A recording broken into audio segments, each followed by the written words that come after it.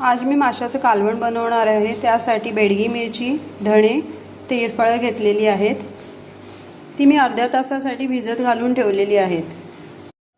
आता मी मिक्सर ग्राइंडरमध्ये भिजवलेली बेडगी मिरची, धणे, तिरफळं, लसूण,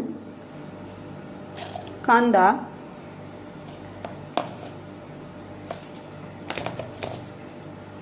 हळद,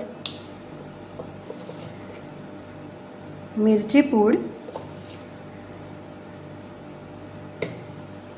आणि खोबरं घालून ग्राइंड करून घेणार आहे।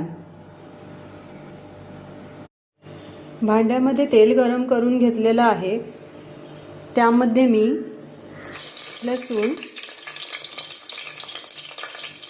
आणि कांदा गुलाबी रंग येईस्तोवर झाकण घालून ठेवणार आहे।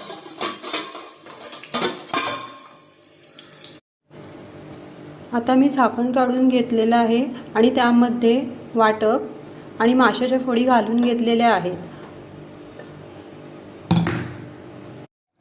मला पाहिजे तेवढं पाणी मी त्या वाटपामध्ये घालून घेतलेलं आहे। त्यामध्ये मी मीठ आणि कोकम घालून एक कड काढून घेणार आहे। कड आलेला आहे, त्यावर मी कोथिंबीर घालत आहे। माशाचं कालवण रेडी आहे। तुम्हाला जर ही माझी रेसिपी आवडली असेल तर लाईक करा, शेअर करा आणि सबस्क्राईब करायला विसरू नका।